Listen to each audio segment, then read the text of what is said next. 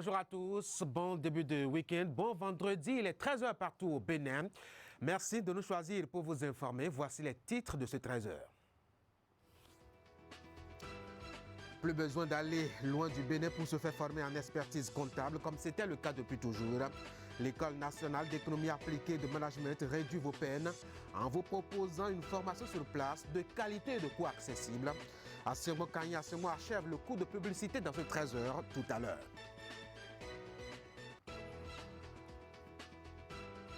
Côté éducation, le CEP passe la main au BEPC le lundi prochain, autant au niveau des candidats qu'à celui des acteurs en charge d'organiser les examens.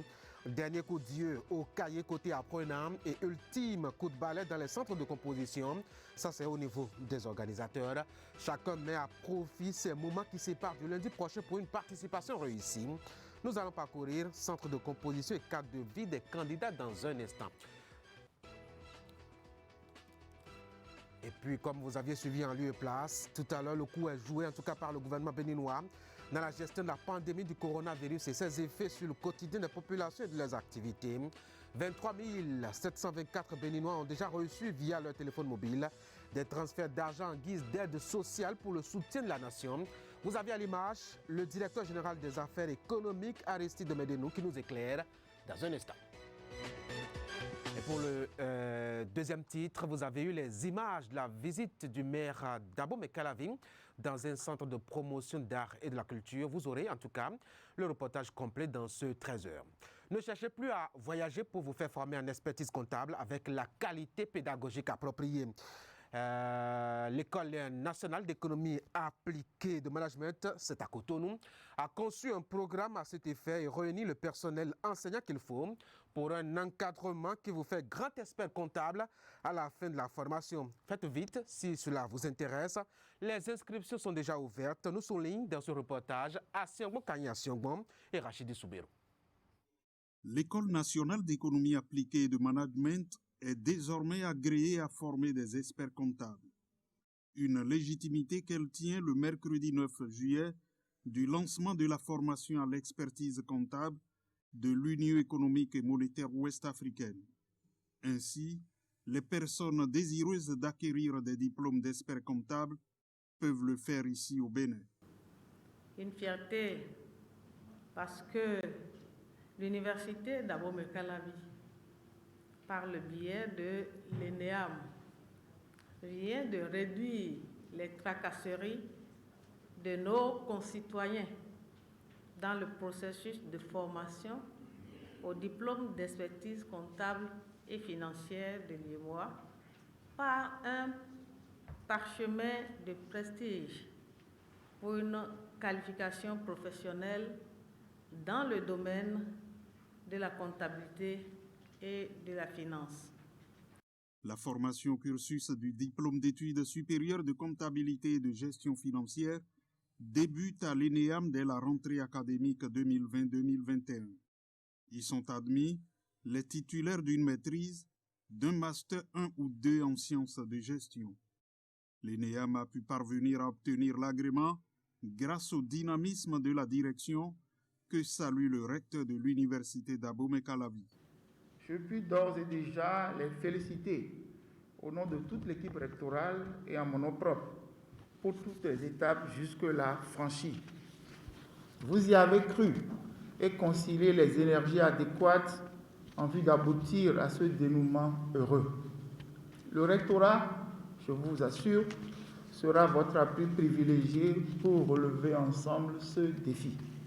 L'Ordre des experts comptables et comptables agréés du Bénin se dit disposé à apporter son appui à la formation.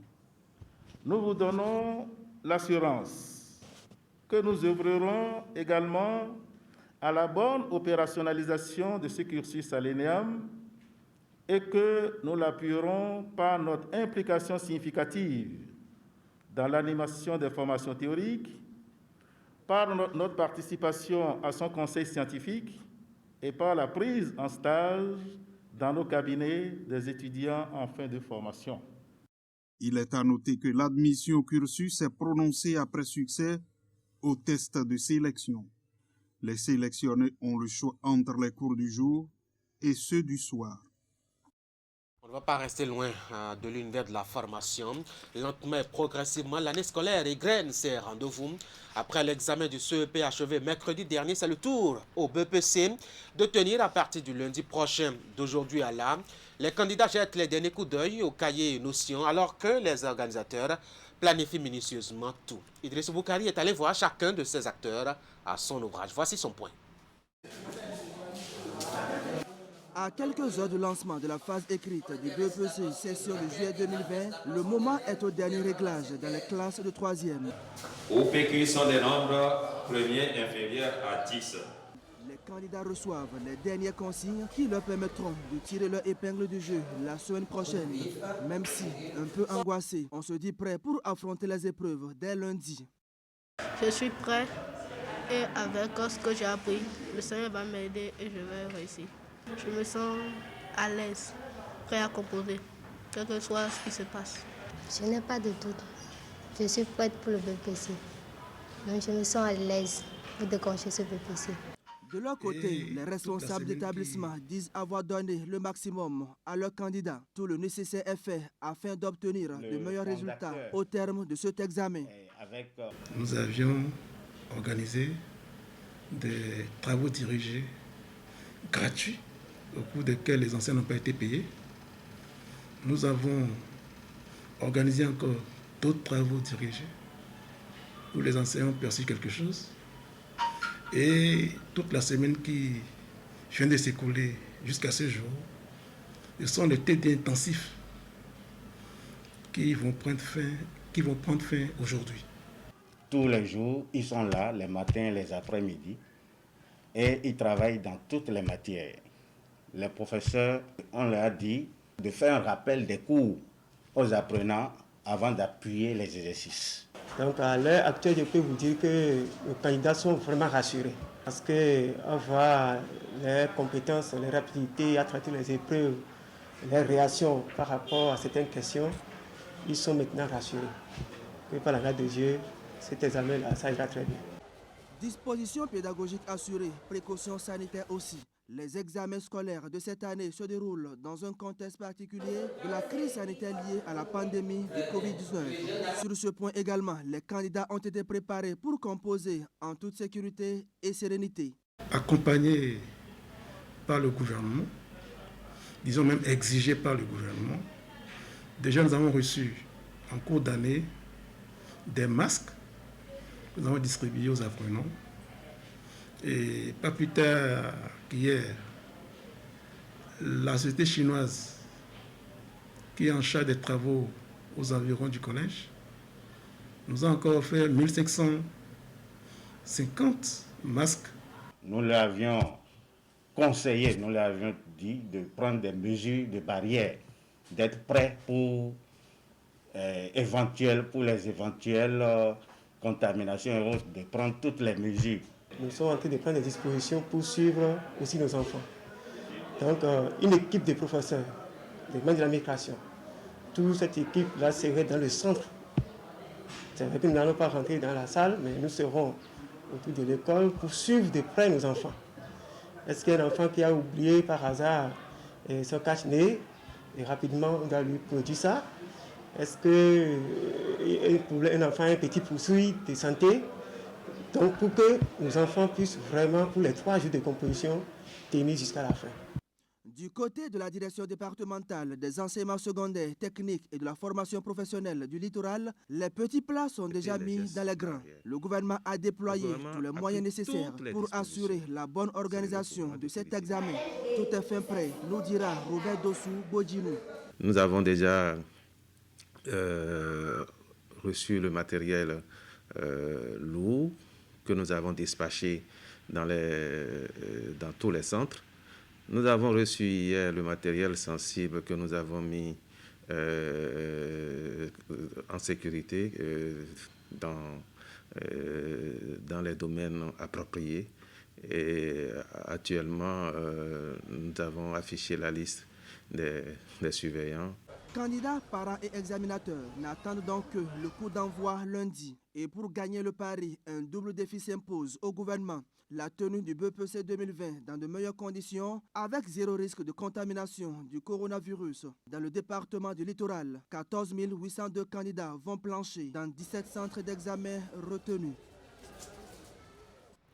On va changer de registre. Sur les chantiers, dans les maisons inondées, au chevet de la population sinistrée. Et maintenant, voici Angelo Arwandjinou, au Centre des Arts et Culture, Société de CDB dans l'arrondissement de Godomé. Le maire Dabo Mekalavi est allé voir le personnel à l'œuvre et surtout apprécier ce qui s'y fait pour la valorisation de l'art et de la culture locaux. Narcisse Alossé et Eder Mpévi.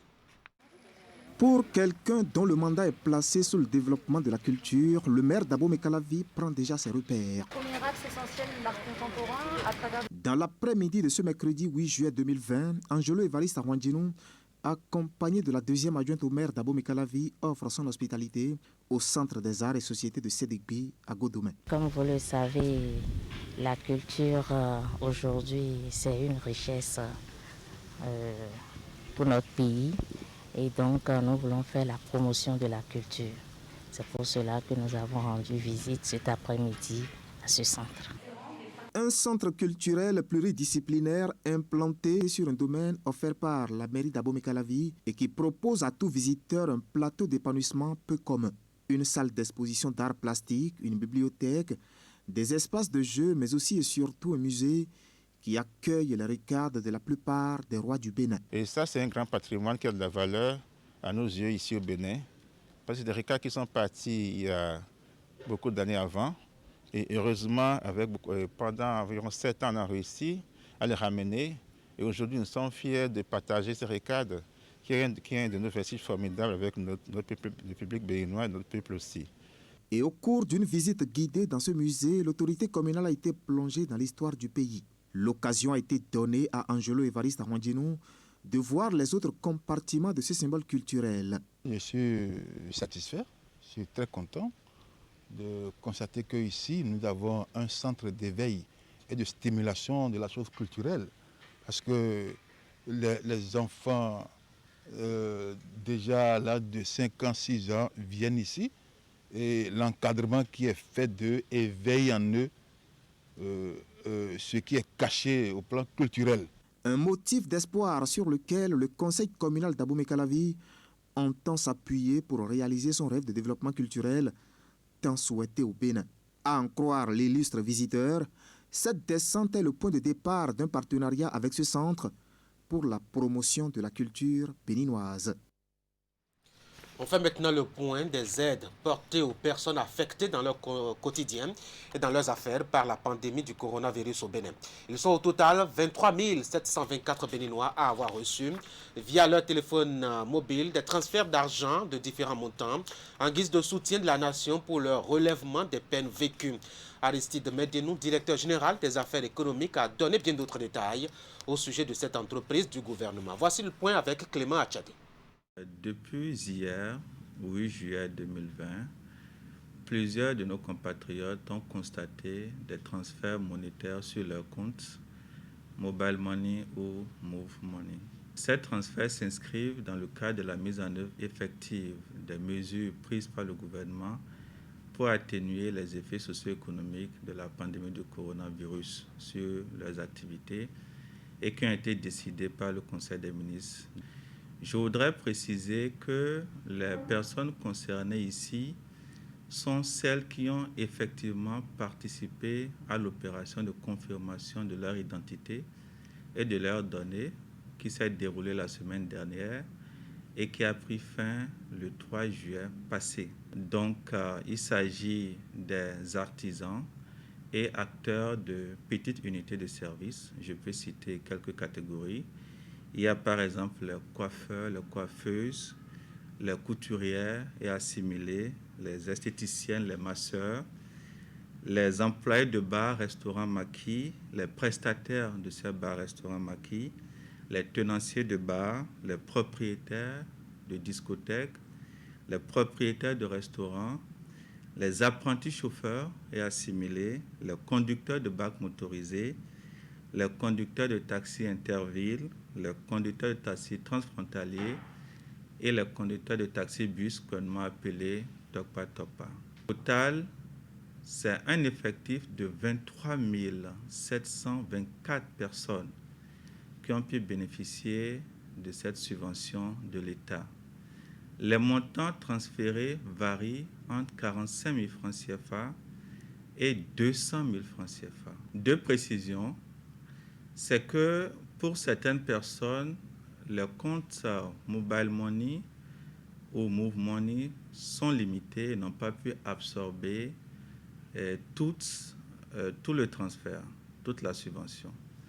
Et donc, les dispositions sont en cours de concert avec les opérateurs de transfert d'argent pour que le complément leur soit fait dans un bref délai. Après cette première vague, il y a une deuxième vague qui va suivre. La deuxième vague est composée de ceux-là qui ont aussi participé à l'opération de confirmation de leurs données, de leur identité, mais dont les comptes Mobile Money ou Move Money ont un problème. C'est peut-être des comptes bloqués, des comptes non activés, ou il s'agit peut-être de comptes qui sont au nom d'une autre personne. Et donc l'État est soucieux de ce que ces personnes reçoivent leur transfert en toute sécurité. Et les dispositions sont en cours avec les opérateurs de transfert d'argent pour que ce soit fait très rapidement dans les prochains jours. L'appel que je voudrais lancer, c'est que vous constatez que la mise en œuvre des mesures annoncées par le gouvernement a effectivement démarré. Au moment où je vous parle, les 23 724 bénéficiaires ont déjà constaté les transferts de fonds sur leur compte. Les autres volets aussi se poursuivent. Le volet entreprise, les listes sont en train d'être établies. Les discussions ont eu lieu avec les banques, les SFD, pour que toutes les mesures annoncées par le gouvernement, que la mise en œuvre commence pleinement. Et donc, tous les chantiers sont ouverts, les mesures sont en cours d'être effectivement mises en œuvre à tous les niveaux. Et pour le même sujet, confirmation aussi du côté de la ministre des Affaires sociales. Les sous sont bien envoyés, les bénéficiaires devraient commencer à pouvoir en user pour irriguer leurs activités qui manquaient déjà de souffle financier. On va suivre la ministre des Affaires sociales et de la microfinance, Véronique Toimfode-Mewano, sur la question.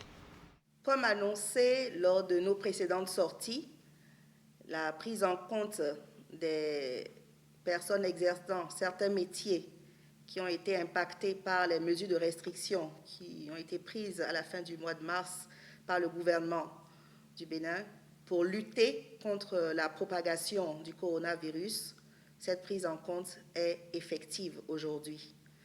En effet, depuis hier soir, la majorité des bénéficiaires ont commencé à percevoir ces subventions dans leur téléphone mobile par des transferts monétaires.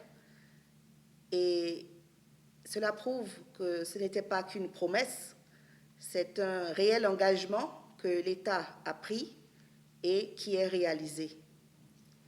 Au ministère des Affaires sociales et de la microfinance, c'est avec beaucoup de joie et de satisfaction que nous recevons depuis ce matin les retours de ces bénéficiaires.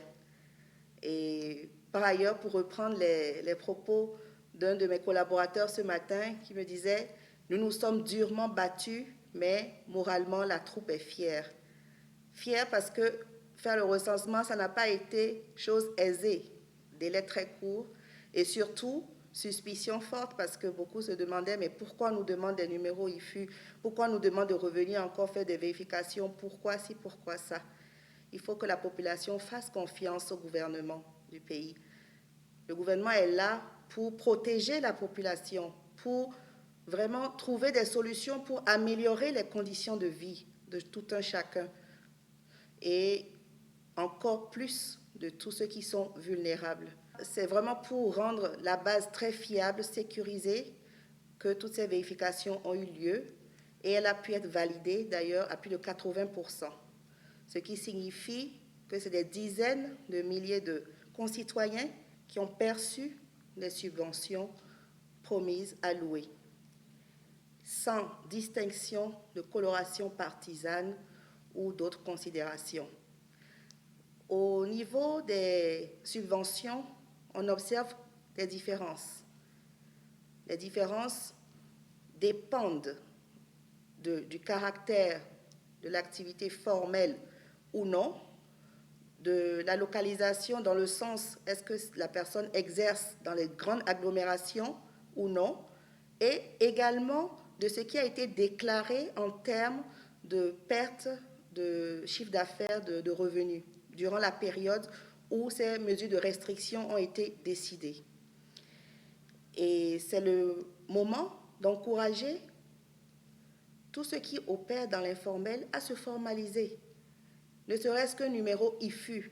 Ce n'est pas pour un matraquage de taxes, non, mais pour bénéficier des mesures sociales de l'État, il faut se faire connaître. Comment on peut savoir identifier avec précision que telle personne existe, que telle personne exerce telle activité déclarée s'il n'y a pas de traces?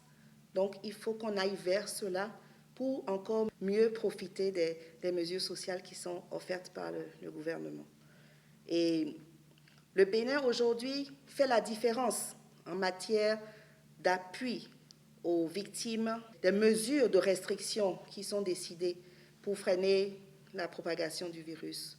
Et ça, c'est à l'actif de notre chef d'État, du président Patrice Talon, qui a une vision du social spécifique, du social structuré. Et c'est pour ça que le président n'a pas voulu que nous distribuions des petits montants à des gens au hasard. Non, il fallait que ce soit structuré et que des subventions conséquentes soient allouées pour que les bénéficiaires puissent véritablement en bénéficier pour relancer leur activité. Pour finir, je voudrais inviter les bénéficiaires à une utilisation rationnelle et efficiente des subventions qui leur ont été allouées, et aussi les inviter au strict respect des mesures de lutte contre la propagation du coronavirus, le port de masques, le port permanent de masques, le lavage fréquent des mains à l'eau et au savon, la distanciation sociale, l'éviction du grand monde. Vraiment, tout ça pour rester en bonne santé, pour pouvoir profiter de ces subventions et les faire fructifier, et faire fructifier l'économie. Véronique Toye-Fodé Newanou, ministre en charge des Affaires sociales. Et justement, dans cette affaire de pandémie du coronavirus, il y en a au moins un qui pense au bien-être des journalistes. Il s'agit de l'ONG Plan International Bénin qui est allé faire don de kits de lavage de mains et de gel hydroalcoolique aux professionnels des médias du Bénin pour leur engagement à prendre le double risque d'aller au-devant de l'infection respiratoire et d'informer le public. C'est au bureau de l'Union des professionnels des médias du Bénin que les dons ont été réceptionnés. Clément Achadi. Les partenaires au développement du Bénin ne baissent pas les bras pour ce qui est des mesures de prévention et de lutte contre la pandémie du Covid-19. Pour une énième fois, Plan International Bénin a fait don de matériel médico-sanitaire aux acteurs des médias afin de les protéger contre le mal le plus célèbre du moment. Pour toucher du doigt sa cible, le premier responsable de l'organisation non gouvernementale a remis ce jeudi un important lot d'équipements à la présidente de l'Union des professionnels des médias du Bénin. Un geste qui vise à mieux protéger les passionnés de la plume et du micro dans l'exercice de leur profession. Le rôle de tous les professionnels des médias, tel que vous le savez, n'est plus à démontrer. Et c'est fort de cela, et pour soutenir vos efforts sans cesse croissants, que Plan International Bénin met à votre disposition des kits de lavage de mains à socle que vous pouvez voir ici, plus de 1000 flacons de gel hydroalcoolique et plus de 1000 bouteilles de 1 litre de savon liquide. Nous sommes vraiment au début d'une nouvelle année fiscale à Plan et nous souhaitons vraiment nous consolider nos acquis et explorer de nouvelles frontières avec le PMB et surtout faire reculer les barrières qui empêchent les filles et les communautés d'apprendre, de diriger, de décider et de s'épanouir. Ce geste est donc le fruit du partenariat entre l'UPMB et l'ONG Plan International Bénin, dont le principal objectif est la collaboration pour de meilleures informations relatives aux droits des enfants, mais aussi des filles et des femmes. Le bureau exécutif de l'UPMB a témoigné sa gratitude aux donateurs et entend par la suite renforcer sa relation avec Plan International Bénin. Mes mots sont des mots de remerciement et de gratitude à l'endroit de Plan International Bénin pour ce geste, pour nous aider à accompagner les acteurs des médias, les membres de l'Union des professionnels des médias du Bénin. Nous avons lancé des appels un peu partout. Malheureusement, nous n'avons pas eu les soutiens que nous avons espérés. Mais aujourd'hui, nous retrouver là, avec tout ce que Plan nous donne aujourd'hui, nous sommes très contents et je voudrais vous dire une fois encore merci. Nous prenons l'engagement de travailler et de faire en sorte que ce don que nous recevons aujourd'hui puisse aider les acteurs des médias et que les bénéficiaires puissent vraiment en jouir comme cela se doit. Cette cérémonie s'est achevée par la remise symbolique des équipements de prévention et de lutte contre le coronavirus. Après ce premier geste, les deux organisations souhaitent continuer pour de nouvelles actions afin d'impacter davantage les communautés. Voilà, c'était donc le reportage de Clément Atchadé sur ce don de matériel de protection et de préservation de l'ONG Plan International Bénin à l'UPMB, l'Union des professionnels des médias du Bénin. C'est pour se préserver justement contre le coronavirus. Mesdames et messieurs, c'est la fin de ce 13h. Merci d'avoir été là. On y a évoqué cette descente de Angelo à Rwandjinou. Il est maire de la commune d'Abo-Mekalavi. Il est allé visiter un centre de promotion et de préservation d'art et de la culture, notamment dans la commune. C'est précisément ici à Godomain. C'est le volet exploration et exposition donc de la culture de la commune pour son développement qui est ici amorcé. Et puis, vous aviez aussi le point de l'assistance de la nation aux personnes et entreprises affectées par le coronavirus dans leur quotidien. Plus de 23 000 personnes ont reçu en tout cas des transferts de sous sur leur téléphone portable. On a suivi 2 personnes ressources à ce propos dans ce 13h. Encore une fois, merci d'avoir été là. C'est donc la fin de ce 13h. Merci d'avoir suivi donc ce rendez-vous d'information. Vous passez une très belle après-midi devant Canal 3 Bénin.